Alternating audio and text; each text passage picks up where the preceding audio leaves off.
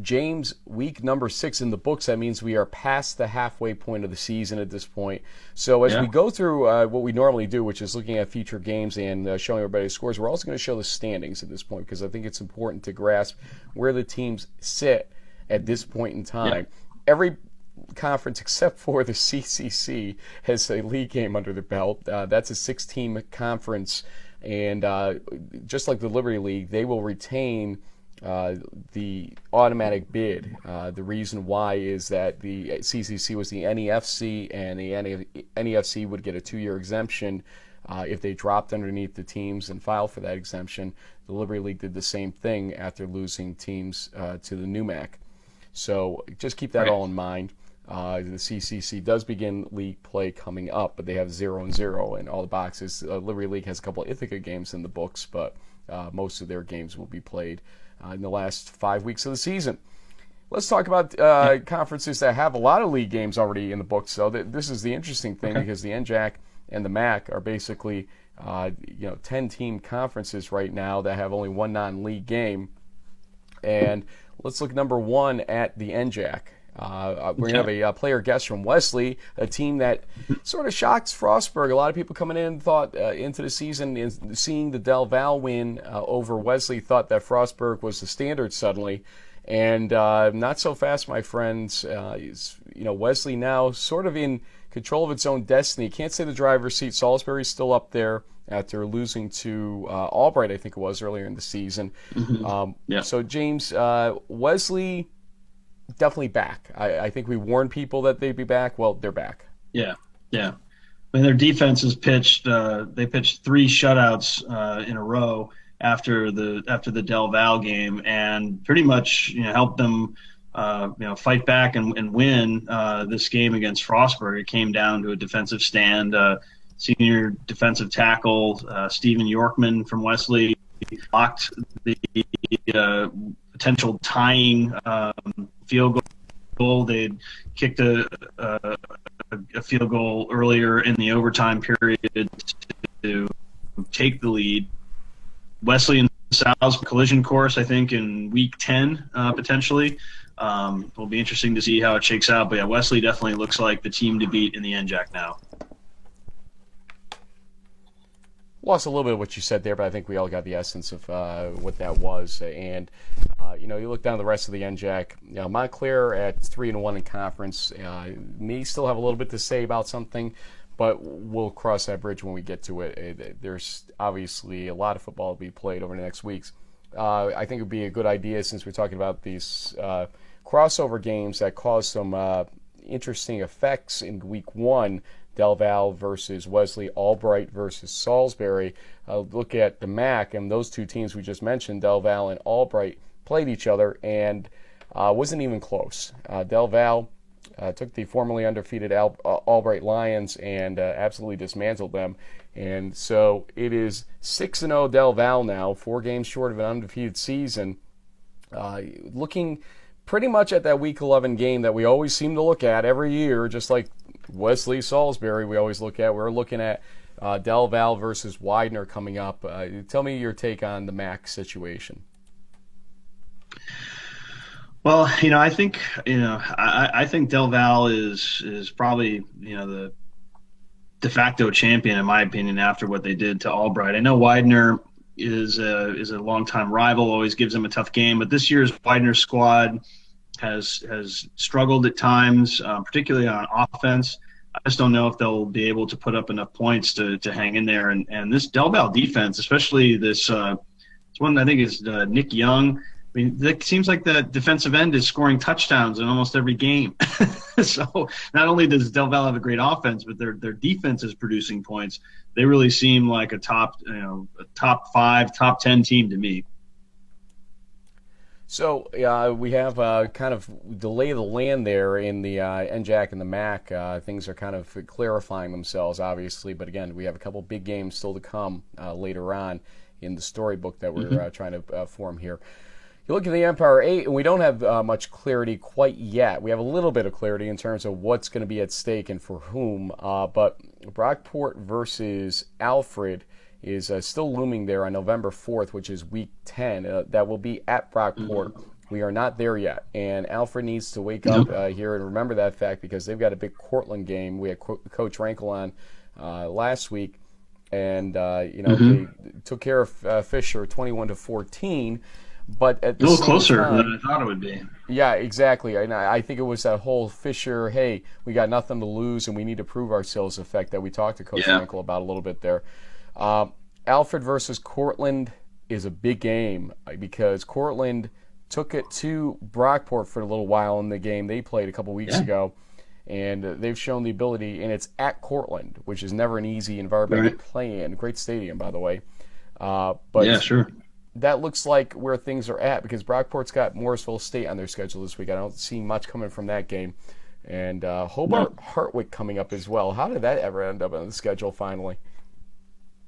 Yeah, I know. It's the last time those two teams played was when I was in college. That's how it's forever ago, in the 90s. So it's 20 years in the making. They played 1890s. Yeah, exactly. Yeah, 1890s. I remember it well. So 20 years in the making, and it's an interesting matchup because the teams are similar in some respects in that they both have really strong quarterbacks and wide receivers that are at the All-American level. You got Sweeney and Shed on one side, you got Pine and Reed, and now this Garcia. He has 11 touchdowns. He had one game where he almost had 300 yards receiving. So this game has the potential to be like an arena football game, depending on how the defenses play. But there's going to be a lot of top Division III offensive talent on the field when Hobart takes on Hartwick. An arena football game. Every game at Hartwick is an arena football game, especially because the fence is so damn close to the field. It's like it's right for the ball to bounce off and come back and play, or somebody's head for that matter. It's just always been that very. I did a Union game there once where we had, I think it was Joe Atanasio just rammed into that fence, and everybody was like, it's just right there at the end zone. So, arena football, it's the cage. I think it was the old terminology for that field. And it truly is. And I think you can't underestimate Hartwick. I mean, they are 3-3, but their three losses have come by a combined 6 points. They lost 2 1-point games, and their loss to Utica 2 weeks ago was by 4 points with about 28 seconds left. It was a last-second touchdown that the Pioneers punched in. So their defense is tough. They just need to hang in there on some of these close ones. So Hobart can't overlook them. They feel good after blanking RPI 30-0. That was a nice performance by their defense. A game Hobart had to win to stay in contention in the Liberty League. Ithaca is still out in front. Obviously, they took care of Rochester last weekend. Union, though, is also unbeaten in league play. They're right up there, and so maybe they play spoiler. Maybe they win the title. We'll see what happens with the Dutchmen. They took care of St. Lawrence, and I'm calling. So far, so good for calling a timeout. Ithaca deserves kudos here. I think we have a case where Ithaca, playing the schedule they're playing, has prepped them for a down Liberty League right now, because they are 3-0 in the Liberty League. They've lost 2 games. They're only 2 other games against Empire 8 foes. And that's sort of suggesting to us what we kind of knew already coming into the season. Empire 8, Liberty League, basically this season. I mean, this is as high and as low as I can go with the square, but you get the point. Right. And that's a concern of sorts, that the Liberty League really is that down. And maybe it is a chance for a team like Union to come in and kind of steal this thing, because nobody was looking at them at the beginning of the season. It's going to come down to a big game against Hobart, and then obviously against RPI for Union. Mark Rochester is a probable win, I think, right now. And then the Ithaca game, though, is a big one as well coming up for Union. So we'll see how that plays out. Just looking at the schedule for this week.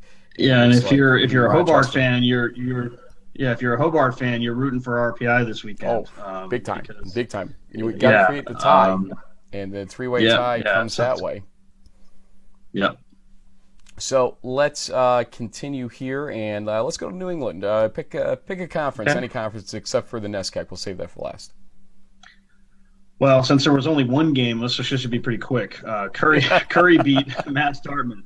And they sit at 4-1, a nice start for them, Coach Bandini and company. So like you said at the top of the show, they've yet to have any conference games. It'll be interesting to see how that plays out. Curry obviously, would still have to go through Salve, Western New England, and so on if they were going to win the league. But it's been a while since we've been talking about Curry at this point in the season, so it's good for them.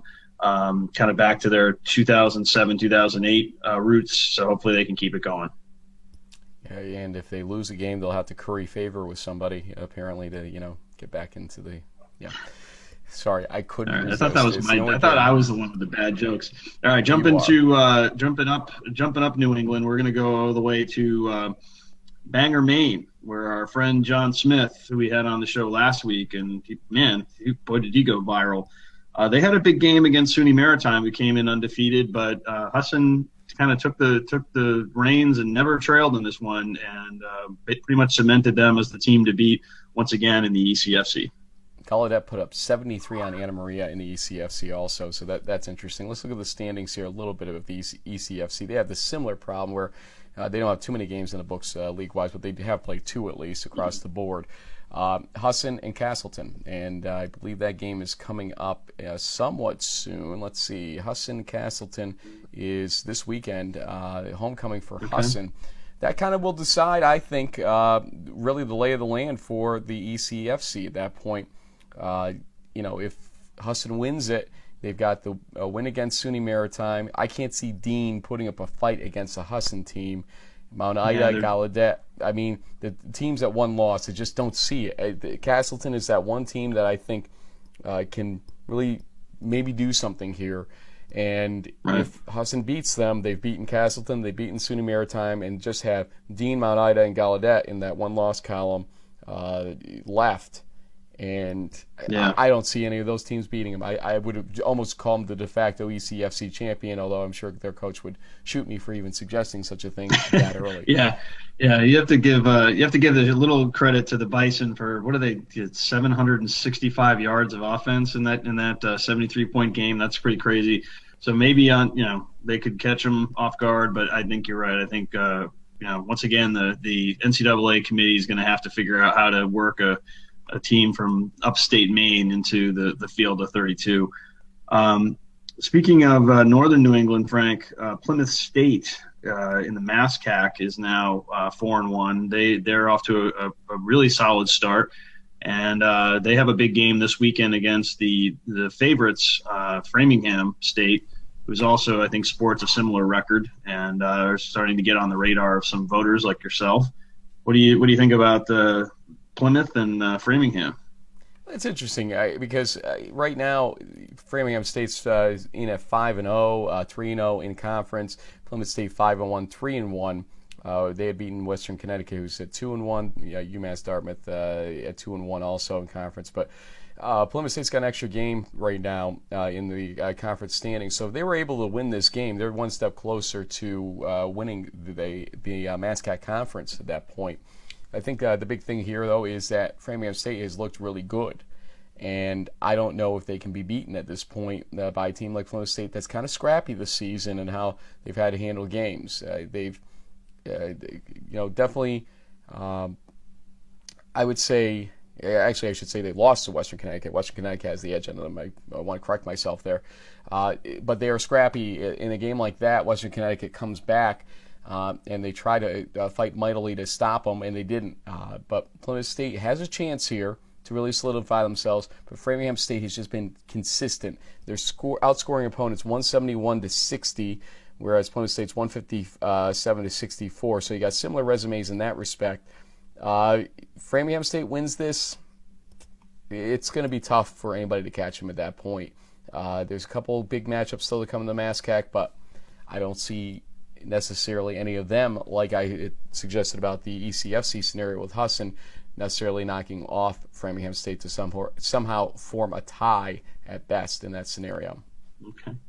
Speaking of big matchups coming up, there's one between Springfield and the Merchant Marine, which actually dates back to the Liberty League a little bit. The Mariners have outlasted the Pride in the last 2 meetings, literally by a touchdown or less, kind of really close, hard-fought games. And it's interesting. Springfield has they're off to a great start, 6-0. They're in the top 25. You've had them on your ballot for a few weeks now, Frank, and I think other people are starting to believe in the Pride. The interesting thing, though, is not only is this sort of a potential conference championship type of game, but really Springfield can't afford to lose a game because it seems like their Pool C chances are fairly minimal. Just given the way the national picture looks, and they really need to nail down that 10-0 and Pool B bid.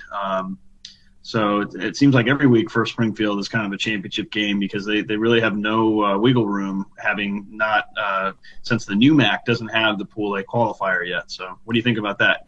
Yeah, and let me expound on that just so people understand. The ASC, American Southwest Conference, is in Pool B as well. Those are teams like Mary Hardin Baylor, check. Right there is one of the two bids for Pool B. Defending champs, yep. And Hardin-Simmons played them really well this weekend. So that game caught a lot of people's eyes, so that if Hardin-Simmons finished 9-1 as a runner-up in the ASC, there is a good chance that team will go, that Hardin-Simmons team can go, unless a team like Springfield can put up a resume with 10-0. Never before has an undefeated team that came out of Pool B missed the playoffs. We've almost seen it happen with Case Western Reserve historically, but it's not happening. Yeah, Center, I think, one year, right? Center, actually, yeah, I think maybe it was the one. I think Case Western was a question one year as well when they didn't have enough teams in their conference, if the memory serves. I'm sure I'll get corrected on this if I'm wrong about that. But Center was a team a couple of years ago that we had that discussion about. So 10-0 Springfield, putting up the numbers they're putting up, even with the strength of schedule, it's going to be mediocre. I think would go ahead of a 9-1 Hardin-Simmons team. It's not a gimme. But we know that Mary Hardin Baylor is most likely going to go 10-0 and take one of those two bids. So Springfield has got to win out just to get there. Would a 10-0 Springfield make out okay in Pool C? Probably, because when you start bringing in two lost teams against them, the resume starts falling apart. The differential of resume starts falling apart as criteria. You're going to look at a 10-0 and be okay with it, but you don't want to leave it up to an at-large committee twice to possibly screw you over on this situation. So that's why you bring up this whole thing. Springfield Merchant Marine, big game. Springfield MIT will be as big a game, if not huger, later on in the season. So, Springfield keeps on rolling, though, as you said, and as people can see the scores there. They definitely are rolling. That leaves, I believe, am I forgetting? We did the ECFC, the CCC. Our friends in the Little Ivies, Frank. Well, I didn't forget them. I just want to make sure we covered, let's say, all the Pool A and Pool B qualifying conferences before we went there. That's right. Williams continues to win or perform well. They didn't win, obviously, against Trinity, but I was talking to Lou Acquarillo, assistant coach at Trinity, about. I'm guessing that Williams looks a lot better suddenly on the field. You guys won 17-9. I said, Lou, but I have a feeling that Mark Raymond, his fingerprints are now all over that program in a way that they've come back, and he's got nothing but kudos to say about Raymond and the job he's done to get the Eves back to where they are right now. Yep. He said 110% better than what they were looking like last year. So Williams beats Bates 47-14. Try saying that 5 times fast. Trinity gives up 13 to Hamilton. What happened there? 41-13. And obviously, you look at the rest of the standings, and we will not have a tie per se necessarily, but Trinity Middlebury is a game that's looking like a big game coming up later on in the season, I believe. I'd actually say that the game that's coming up this weekend, Trinity against Tufts, the Jumbos have been kind of knocking on that second place top spot for a while now, and they have a good quarterback and a good overall team. So if there is someone who could challenge other than Middlebury, I'd say maybe Tufts would be in the mix there. It's interesting because Tufts lost a heartbreaker to Wesleyan to start their season in overtime, and they had, I believe, a 2-possession lead on Wesleyan late and just gave up that game. They would be sitting right now at 4-0 like Middlebury and Trinity, and that would be a battle of undefeateds. So basically they're NESCAC title hopes are on the line in this game. They have to win. I still favor Trinity, though. They just have such a package right now up there. It's incredible. And so I'm going to give my nudge in that direction, although this is not lightning predictions. So there you have it. Those are the 9 conferences of the various East region, of the East region, I should say. Yes. English is a second language to me today for some reason. However, a couple odds and ends I think that you and I want to discuss. First off, we got notice this weekend that Eric McDowell, longtime sports information director, a guy that always helped us with this show very well. We appreciated all of his help and everything else. He used to give us a spot in the program for Union College football to help advertise because he is such a fan of Division III sports. It's such a friend of Division III, especially football. He wanted to make sure that the student athletes got featured the way they deserved through our show. We appreciated that very much. But it said that he resigned his position at Union. I just find that hard to believe. I know Eric, through the years, and unfortunately, Union's had some very suspect situations in their athletics department over the last few years. Bob Montana mysteriously gets knocked out of head basketball coach, men's basketball coach. John Audino, we've highlighted the whole situation here. Now Eric as well. Folks that have been there for many, many years getting knocked out, and you don't like to see that. And I don't buy the resigned thing at all. I think it's probably another one of those HR cover-up word scenarios, or play with the semantics games. Which, I'm a lawyer, I get it, okay. But at the same time, look, Eric did a great job there. I think for 12 years at Union, he obviously loved the hockey program, Division I at Union, but he really loved the Division III athletes and did everything he could for them. Especially with football, and he's going to be missed. He's got some huge shoes to fill because he's not a one-man operation, obviously, or wasn't a Union, but at the same time, they have so many things going on, especially with that Division I hockey coverage, that he had to, bear a lot of the burden at all times, and he was just a class act, COSIDA award winner and former position holder, and acknowledged by the NCAA in their magazine of late. So very strange goings on there, but we, at the end of the day, we're the losers here because we don't get to work with a guy like him anymore. So best to him and his family. Hope he has something ready to go here next, and if he doesn't, anybody watching this in terms of athletic administration, go get him, because he's not going to stay unemployed or whatever the word is for long. Semi-retired, semi-resigned, semi-something. Welcome to semantics. Yeah. What about you? Any odds and ends you want to hit before we close out?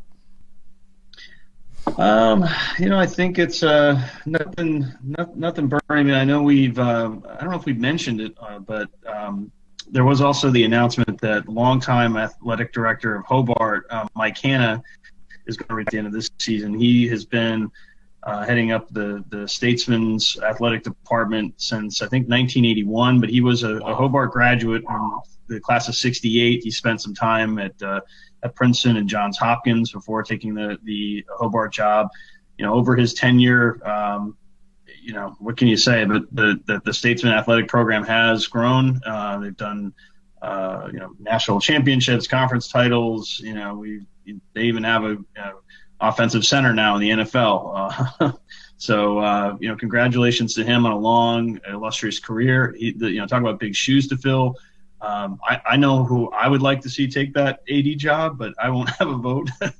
But I'm a little busy right now, James. I'm not gonna be able to take it. I'm sorry. Yeah, exactly. So congratulations to Coach Hanna, and he'll still be around, I'm sure, and stay involved with the Statesman athletics and the alumni and all that. But quite a run for him and his Hobart career. Yeah, we've given him a hard time in the show at times on some of the stuff that happened, but overall he's been just a really good guy to all of us on this show. Yeah. And he too is a big fan of football. There's no doubt about it. He went to the he was a former captain. Yep, he went to the nth degree to take care of the sport that he played, and you can't blame the person for doing that. It's not to say that he shirked his responsibilities with other sports. He didn't do that, but he made sure that the resources for football stayed in place correctly. And that's an important thing, I think, for an athletic director who's got the football pedigree to do, because you know what you need on that field to win as a player.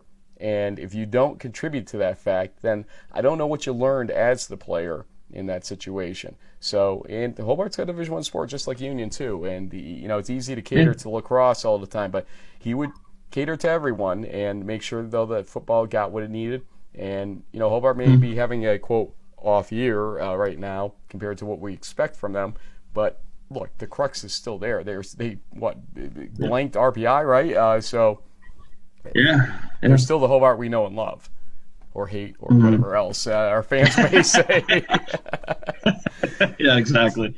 So, James, I think it's time to send this one home, but folks, make sure to share this. And also, if you haven't already, watch our Stephen Yorkman video from Wesley. Great guy. Tells his story very well. We learned a lot about him and enjoyed it immensely. So until later on in the week, hopefully, we will get some lightning predictions just to go around, I hope, because I'm not doing any reffing of note, and you, you're a businessman. You come and go. Don't have any football games to go to until the end of the month, so I'll be around. Would that be for that NFL center you were talking about at Hobart, possibly? Yeah, I thought so. Ollie Marpet, keep winning games, my friend, and keep building in that position. And in the meantime, we appreciate you folks, so keep tuning in. Thanks.